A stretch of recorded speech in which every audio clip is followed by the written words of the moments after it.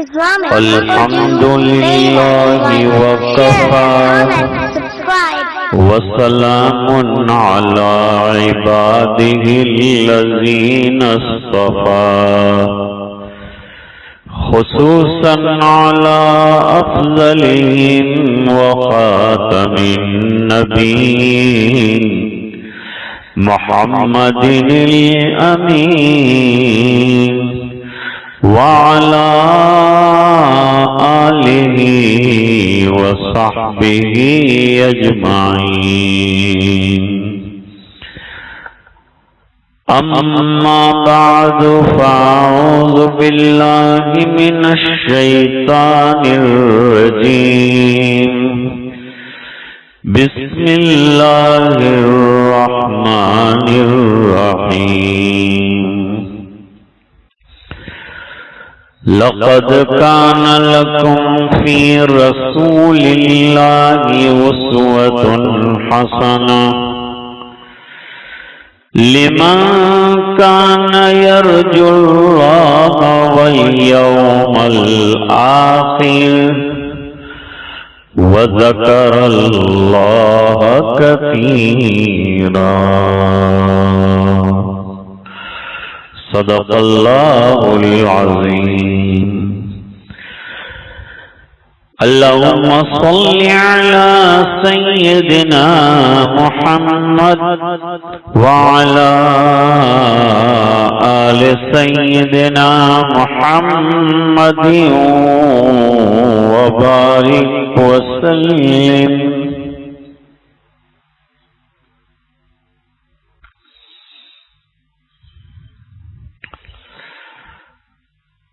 آج بفضلہ تعالی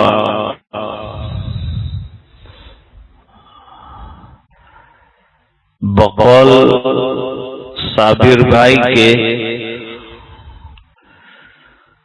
13واں پروگرام بندے کی حاضری یہاں 13 مرتبہ ہو چکی.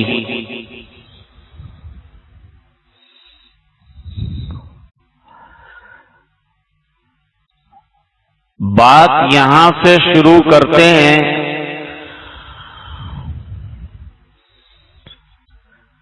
کہ اللہ تعالی نے انبیاء کرام کو مخصوص طریقے پر بنایا ہے.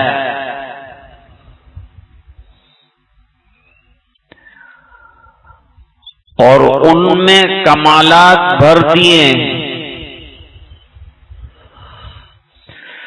ان کو اخلاق کا پیکر بنایا ہے.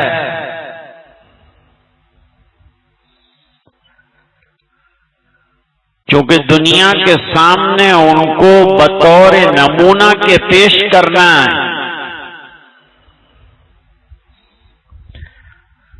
نمونے کو دیکھتے جاؤ، اپنے آپ کو بناتے چلے جاؤ. صحابہ کرام نے حضور کو دیکھا اور اپنی زندگیوں کو بنایا.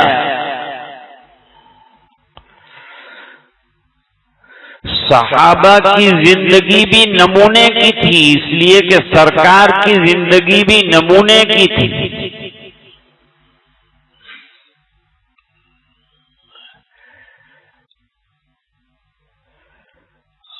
اللہ تعالی نے گناگون کمالات دے کر نبی کریم صلی اللہ علیہ وسلم کو مبعوث فرمایا.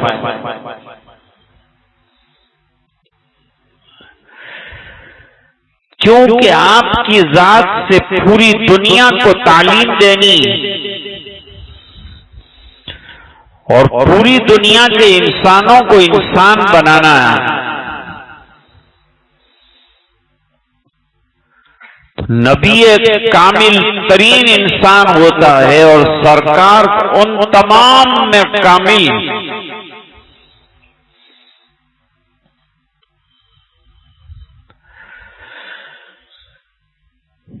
پھر حضور پاک صلی اللہ علیہ وسلم آخری نبی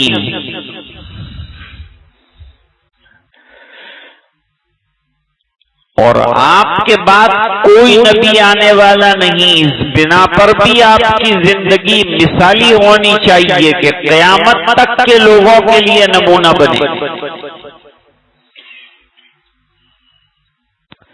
قیامت تک کے لوگوں کے لیے آئیڈیل بنے۔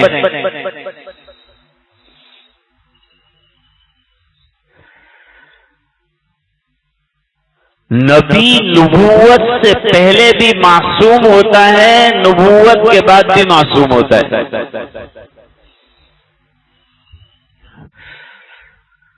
نبی سے نہ کوئی صغیرہ گناہ ہوتا ہے نہ کوئی کبیرہ گناہ ہوتا ہے۔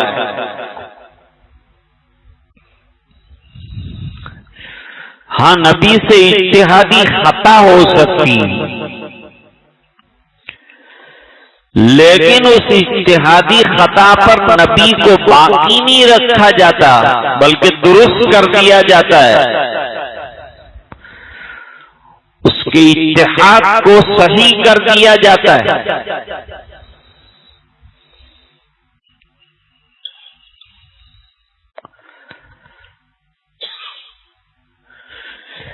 پھر نبی اتنا شرمیلا اور باحیا ہوتا ہے کہ حدیث میں فرمایا کہ سرکار کسی کنواری لڑکی سے زیادہ شرمیلے تھے۔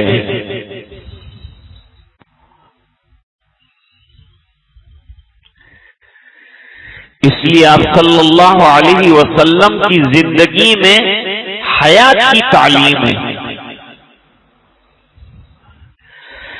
فرمایا والحیاء شعبۃ من الایمان، حیا ایمان کا ایک شعبہ ہے۔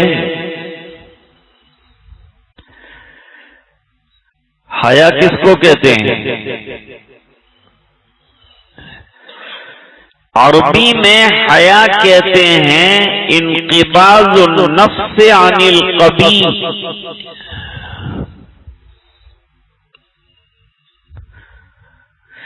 دل کو دھکا دینے والی اور دھچکا دینے والی چیزوں سے اپنے آپ کو روک لینا حیا ہے۔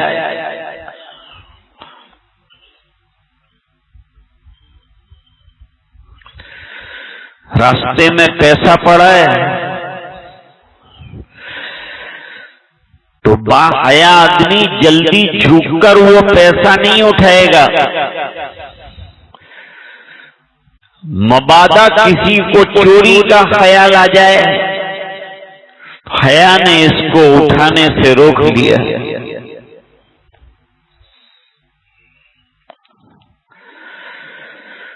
سرکار کو اللہ تعالی نے باحیا اور انتہائی پاکیزہ بنایا۔ مشرکین مکہ نے حضور پاک صلی اللہ علیہ وسلم پر بڑے اعتراضات کیے، دشمنی کی وجہ سے، حسد کی وجہ سے۔ کاہن کہا، ساحر کہا، شاعر کہا، مجنون کہا، لیکن شہوت پرست کبھی نہیں کہا۔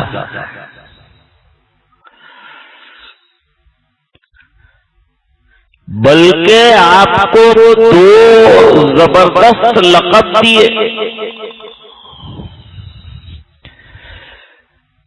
کہ آپ انتہائی طور پر سچے ہیں اور آپ انتہائی طور پر امانت دار ہیں۔ دشمنیوں کے باوجود دشمن اپنی امانتیں حضور کے گھر رکھ کر جاتے تھے۔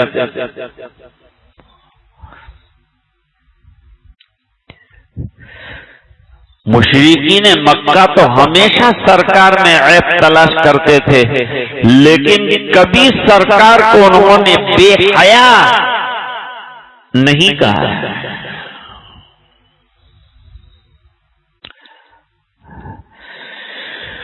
حضور نے حضرت عائشہ رضی اللہ تعالی عنہا سے شادی کی تو آپ کی عمر اس وقت 54 سال کی تھی اور ماں عائشہ کی عمر 9 سال کی تھی رخصتی کے وقت۔ اس نکاح کے بعد سے حضور 9 سالوں تک حضرت عائشہ رضی اللہ تعالی عنہا کے ساتھ رہے۔ مشرکین مکہ نے اس کو جانا، لیکن کوئی کتاب میں حضرت عائشہ کے ساتھ نکاح کرنے پر مشرکین کو کوئی اعتراض نہیں تھا۔ وجہ یہ کہ ان عمروں میں عام طور پر شادیاں ہوتی تھی، ہندوؤں کے یہاں بھی، کرسچنز کے یہاں بھی۔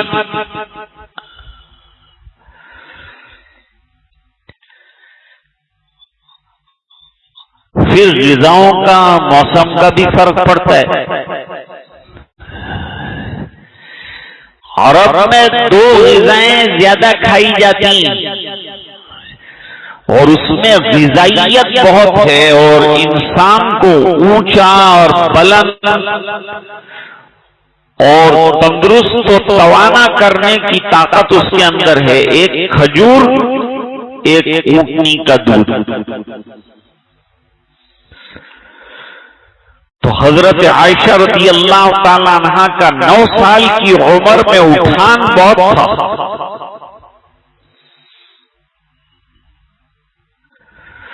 رام کی شادی سیتا کے ساتھ ہوئی 7 سال کی عمر میں۔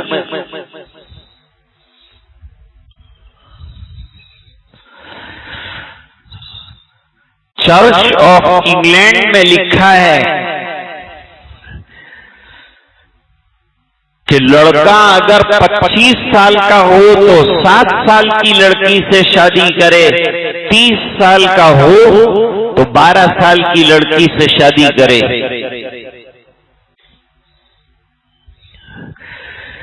منوسمورتی میں لکھا ہے کہ باپ کو چاہیے کہ لڑکی کے بالغ ہونے سے پہلے اس کی شادی کر دی جائے، اور بالغ ہونے کے بعد کرے گا تو اس کا پاپ اس کے باپ کو لگے گا۔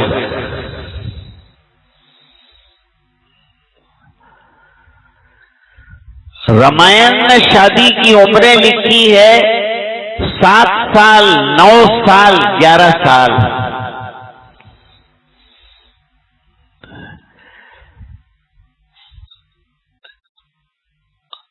راجہ ہنری نے شادی کی ایک لڑکی سے جس کی عمر 7 سال تھی۔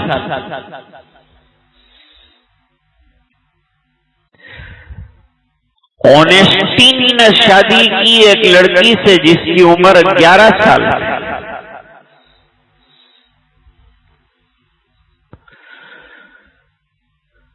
تو جب حضرت عائشہ کی عمر 9 سال کی ہوئی تو اٹھان اتنا ہو گیا تھا کہ وہ شادی کے لائق تھی، رخصتی کے لائق تھی، اس لیے آپ نے رخصت کیا۔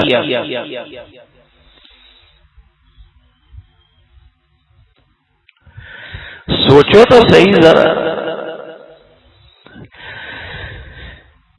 25 سال کی جوانی میں حضور نے نکاح کیا 40 سالہ حضرت خدیجہ سے جو 2 مرتبہ کی بیوہ۔ 25 سال تو شباب کا زمانہ ہے، اس وقت شہوتیں اپنے عروج پر اور بلندیوں پر ہوتی ہے، اور کم سن لڑکی سے شادی کی تمنا ہوتی ہے۔ تب حضور نے 2 مرتبہ کی بیوہ اور ادھیڑ عمر کی 40 سال کے ساتھ جو 15 سال حضور سے بڑی تھی ان کے ساتھ نکاح کیا، اور 55 سال کی عمر تک ان کے ساتھ رہے جب تک کوئی دوسرا نکاح نہیں ہوا تھا۔ اس کے بعد سے جو نکاح صلی اللہ علیہ وسلم کے ہوئے ہیں وہ نکاح ملی، شخصی، ملکی اور سیاسی بنیاد پہ ہوئے ہیں۔ سرکار کتنے پاکیزہ تھے، اور پاکیزگی کا اللہ کی طرف سے کتنا اہتمام کیا گیا تھا۔ اس کے 2 واقعات بخاری میں ملتے ہیں۔ بچپن میں ایک مرتبہ کسی جگہ شادی تھی تو دوستوں کے ساتھ شادی میں تشریف لے گئے۔ اب جیسے ہمارے یہاں کی عام لوگوں کی شادیوں میں گاجے باجے گانے ہوتے ہیں، وہاں عرب میں بھی کوئی ترانہ کوئی گانا باجا ہونے والا تھا، لیکن سرکار کو اس کا پتہ نہیں تھا۔ دوست گئے تو آپ بھی چلے گئے۔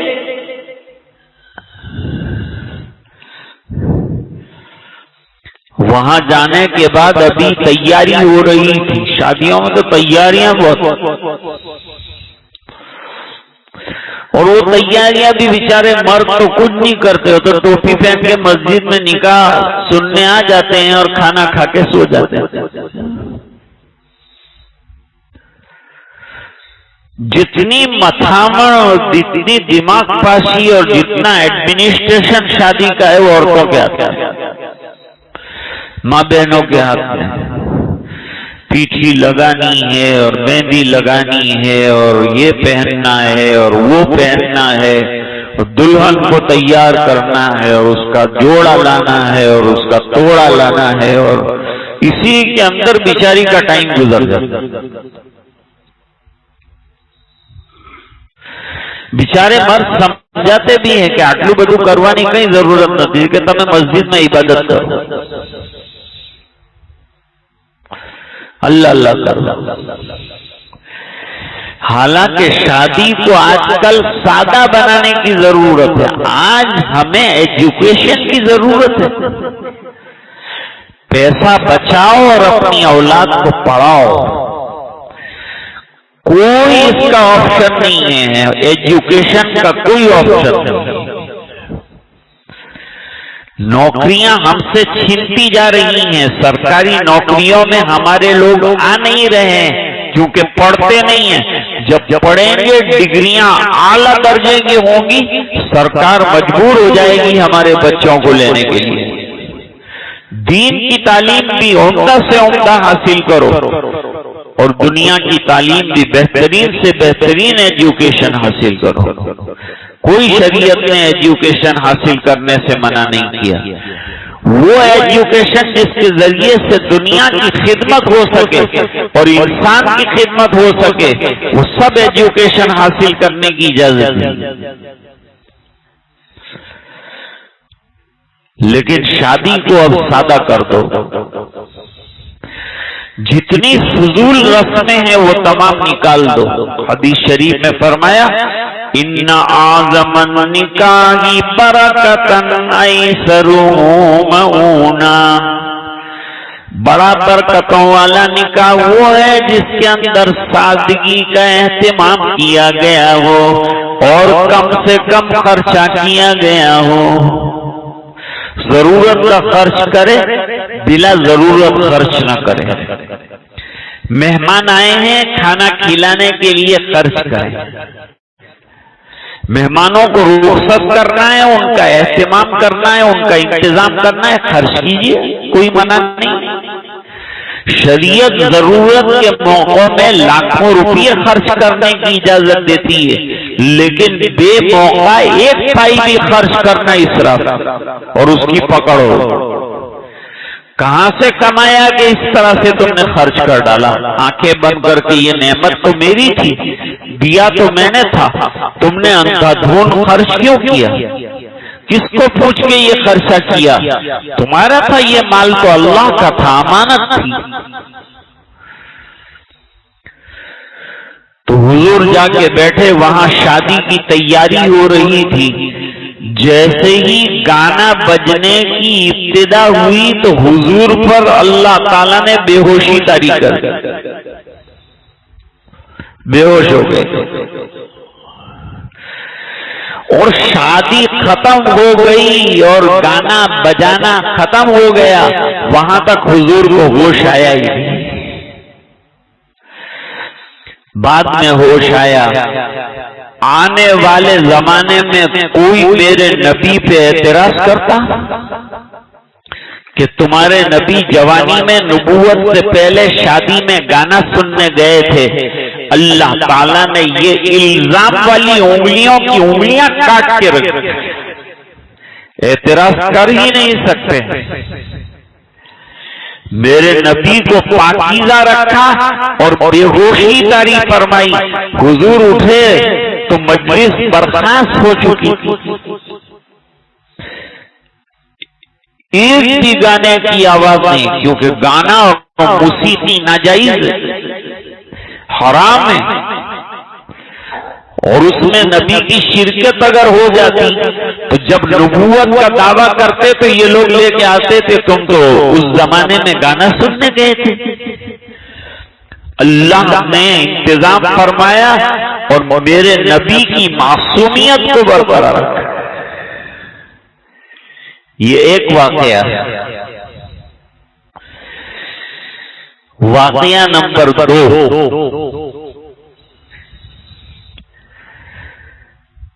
بیت اللہ شریف کی تعمیر ہو رہی، سیلاب آیا تھا پہلے، جس کی وجہ سے بیت اللہ شریف کی دیواریں گر گئی اور اس کو تعمیر اور مرمت کی ضرورت تھی،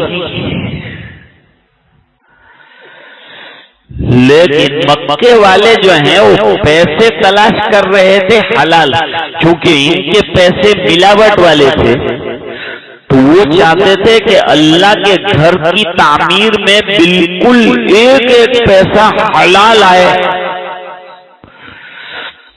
جیسے یہ مسجد الحمدللہ بنی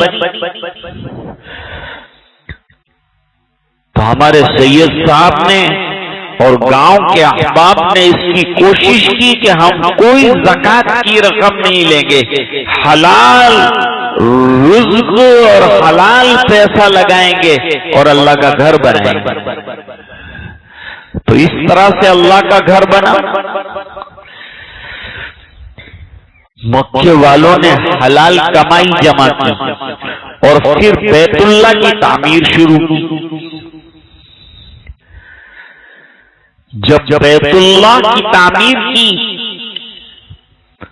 تو اینٹیں لاتے تھے، اس زمانے میں جیسے ہماری برکس ہیں، پتھر ہیں، یہ سب نہیں تھا۔ سرکار نے جو مسجد نبوی شریف بنائی وہ بالکل سادہ تھا۔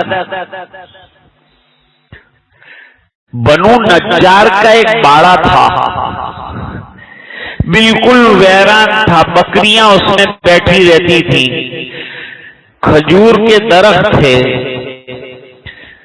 بنو نجار کے لڑکوں کو حضور نے بلا کر کہا، سامنو حیتکم، تمہاری یہ زمین مجھے بیچ دو، میں اللہ کے گھر کے لیے اس کو خریدوں گا۔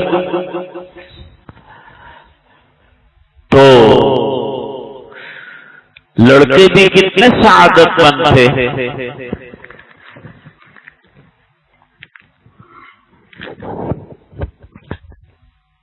انہوں نے کہا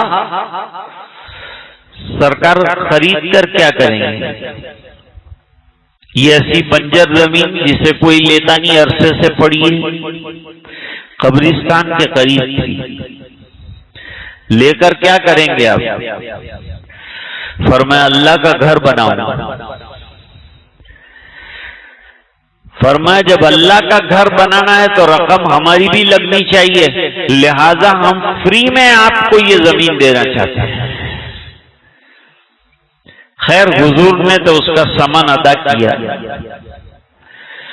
کھجوریں جتنی تھی سامنے وہ تمام کو کاٹ دیا اور اس کے تنے جو ہیں مسجد کے اندر استعمال کیے اور اس کی شاخیں جو ہیں وہ چھپر کے اندر استعمال فرمائی اور اس میں جو قبریں تھیں وہ پاٹ کر زمین کو سپاٹ کر دیا اور چند دنوں کے اندر مٹی سے روڑوں سے صحابہ کرام نے اور حضور نے خود اندر شامل ہو کر تعمیر میں حصہ لیا، مسجد تیار ہے۔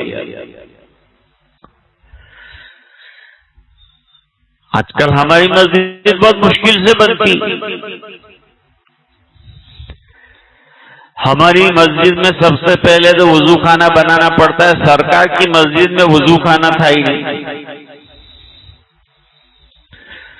ہمارے یہاں بیت الخلا بنانے پڑتے ہیں، حضور کی مسجد میں بیت الخلا بھی نہیں۔ جب اعتکاف کرنے والا اعتکاف کرتا تھا تو استنجا کے لیے گھر جاتا تھا، اور گھر سے ضرورت اور وضو کر کے پھر جو ہے معتکف کے اندر آتا تھا۔ وہاں ٹاویل کا بھی انتظام نہیں تھا، وہاں یہ پلاسٹک کی اوپر کے چندے غائب والی ٹوپی بھی نہیں تھی، وہاں کرتے بھی نہیں تھے، وہاں پیجامے بھی نہیں تھے۔ اب تو یہ بھی سب رکھنا پڑتا ہے کہ کوئی طرح سے بندہ نماز پڑھے، پھر بھی لوگ نماز پڑھنے نہیں آتے۔ یہ جو اتنی مقدار نظر آتی ہے، اب عید کا دن ہوگا تو یہ مسجد چھوٹی پڑے گی۔ کہاں گئے تھے لوگ، آج کہاں سے آئے؟ معلوم ہوا کہ ابھی مسلمان 100% نماز پڑھنے والا نہیں بنا ہے، حالانکہ نماز شعائر اسلام میں سے 4 چیزیں شعائر اسلام میں، اسلام کی علامتوں میں سے، مسلمان کی علامتوں میں سے 4 چیزیں۔ نمبر 1 بیت اللہ شریف، بیت اللہ شریف شعائر اللہ میں سے۔ نمبر 2 قرآن شریف شعائر اللہ میں سے۔ نمبر 3 بیت اللہ شریف۔ نمبر 3 محمد الرسول اللہ صلی اللہ علیہ وسلم شاعر میں، اور نمبر 4 نماز۔ اور نماز اتنی اہم عبادت ہے کہ اللہ تعالیٰ نے اس کو ایمان کی جگہ پر استعمال کیا ہے،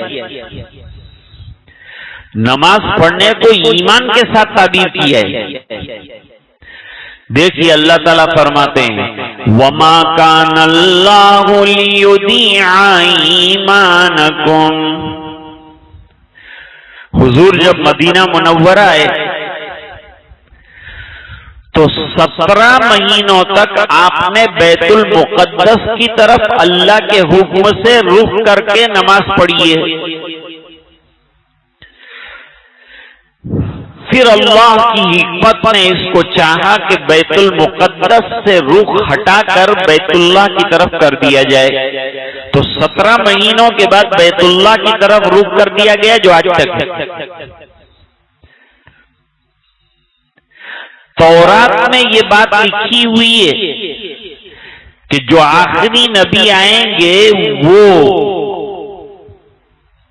بیت اللہ کو چینج کریں گے، پہلے بیت المقدس کی طرف نماز پڑھیں گے، پھر اللہ کے حکم سے بیت اللہ کی طرف پڑھیں گے۔ یہ تورات میں لکھا ہوا ہے، ان کو معلوم تھا، پھر بھی نہیں مانتے تھے، ضد کرتے تھے، اور تحویل ہوئی۔ 17 مہینوں کے بعد بیت اللہ کی طرف رخ کر دیا گیا تو یہودیوں نے شوشہ چھوڑا۔ وہ کیا تھا؟ انہوں نے یہ کہا لوگوں سے اور مسلمانوں سے کہ بہت سے لوگ جنہوں نے ایمان قبول کیا انہوں نے بیت المقدس کی طرف نماز پڑھی اور اسی میں انتقال کر گئے، ان کو بیت اللہ کی طرف رخ کر کے نماز پڑھنے کا موقع نہیں ملا، تو ان کی نمازوں کا کیا ہے؟ قرآن کریم نے جواب دیا اس وقت کے حکم پر انہوں نے عمل کیا، لہذا ان کی نمازوں کو اللہ ضائع نہیں کریں گے۔ لیکن یہاں لفظ نماز نہیں استعمال کیا، بلکہ یوں فرمایا ان کے ایمان کو اللہ ضائع نہیں کریں گے، اور ایمان سے مراد ان کی 5 وقتہ نمازیں ہیں۔ تو ایمان میں اور نماز میں انتہائی گہرا تعلق ہے۔ تو بیت اللہ شریف تیار ہو رہا ہے، حضور کو ابھی نبوت نہیں ملی، جوانی کی دہلیز پر ہیں آپ صلی اللہ علیہ وسلم۔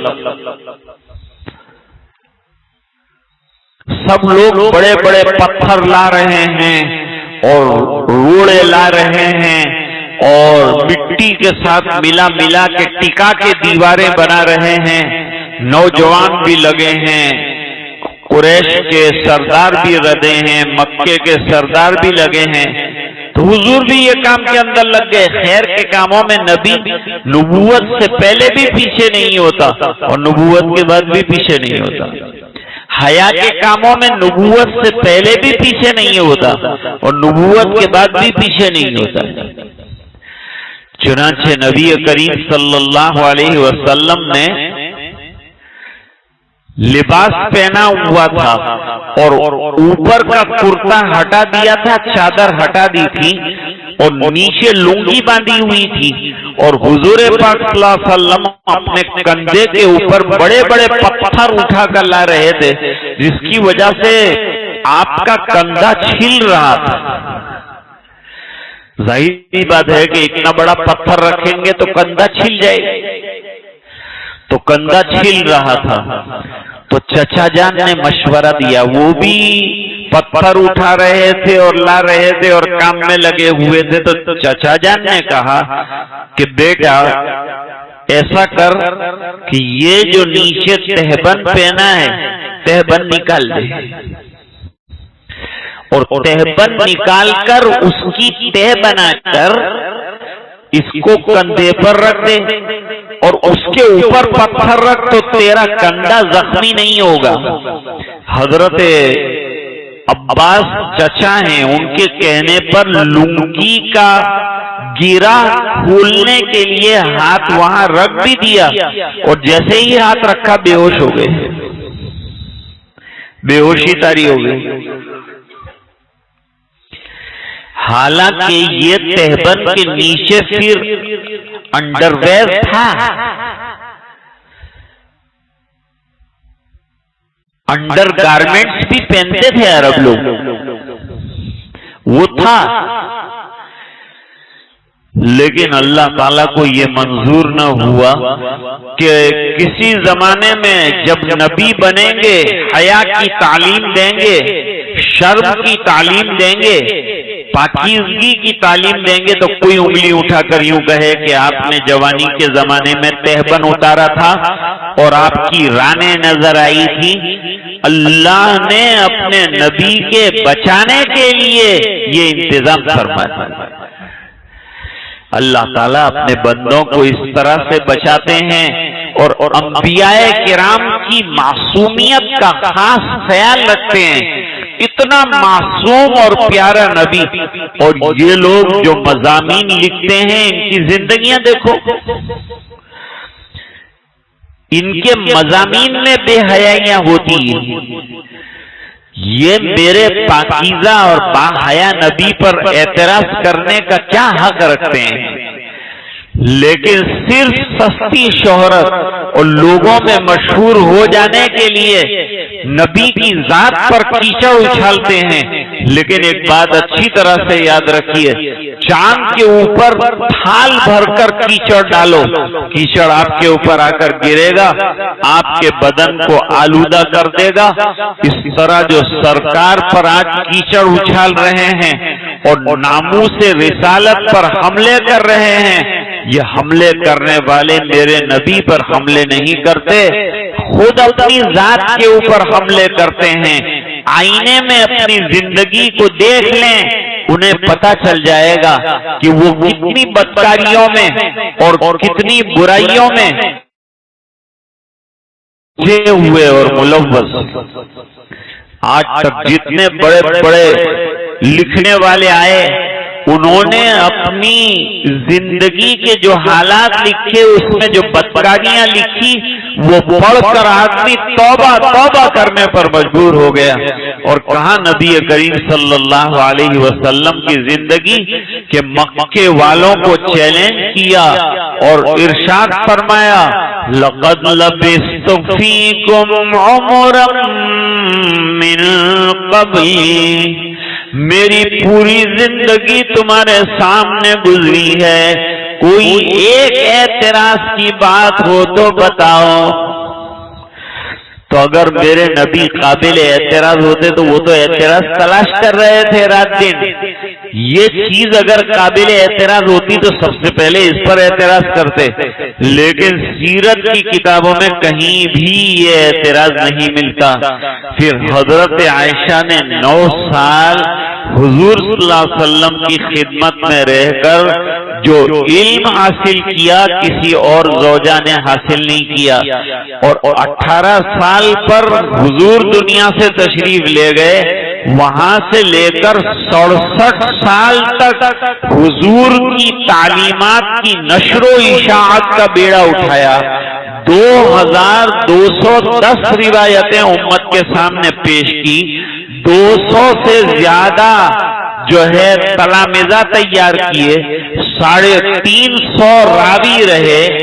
اور ابھی ایک کتاب چھپی ہے موسوعہ عائشہ رضی اللہ تعالی عنہ کے نام سے. اس میں 750 صفحوں کے اندر حضرت عائشہ کے فتاوی شائع ہوئے ہیں. اس سے پتا چلا کہ ہمارے نبی اور نبی کی ازواج مطہرات تھی، انتہائی پاکیزہ تھی. میں نے آج جو ہے مکس باتیں آپ کے سامنے رکھی. 2 باتیں رکھی. ایک تو معصومیت نبی کہ نبی ہر طرح سے معصوم ہوتا ہے. دوسری بات رکھی کہ نبی انتہائی درجے کا باحیا ہوتا ہے. نمبر 3 ازواج مطہرات سے جو نکاح ہوئے ان کی نوعیت کیا رہی، اور جو اعتراض کرنے والے معترضین ہیں ان کی آنکھوں پر ابھی پٹی پڑی ہوئی ہے. وہ سیرت محمد صلی اللہ علیہ وسلم سے پوری طرح واقف نہیں ہے. اللہ تعالیٰ ہم سب کو سمجھنے کی توفیق عطا فرمائے اور دین پر چلنے کی توفیق عطا فرمائے. ایسے موقع پر جذباتی نہیں ہونا چاہیے. بہت سے لوگ جمعہ کے دن جمعہ کی نماز کے بعد میدان میں آ گئے، جذباتی نعرے لگائے. پولیس اس کے انتظار میں ہے، دشمن اسی راہ میں ہے کہ جہاں ان کو موقع ملے پیٹا جائے.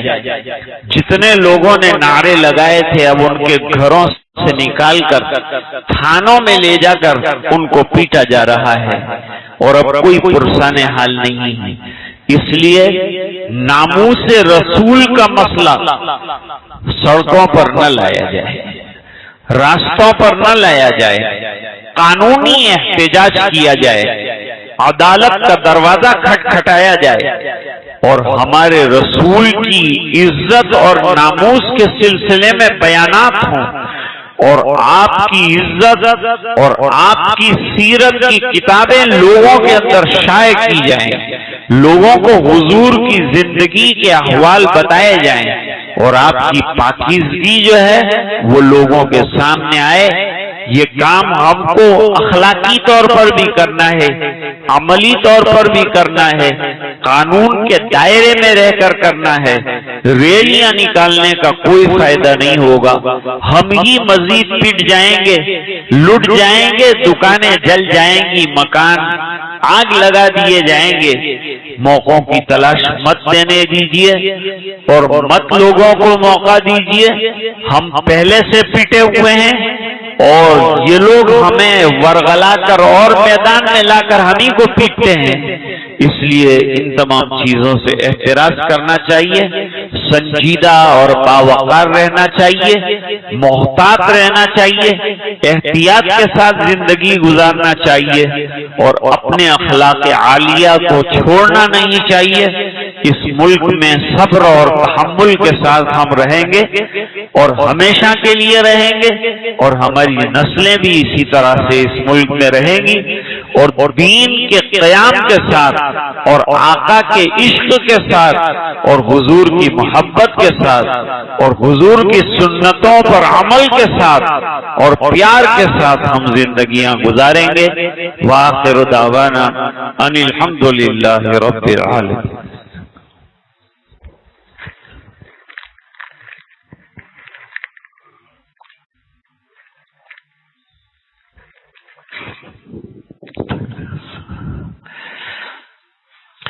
اللهم لك الحمد كله ولك الملك كله ولك الشكر كله وإليك يرجع الأمر كله علانيته وسره.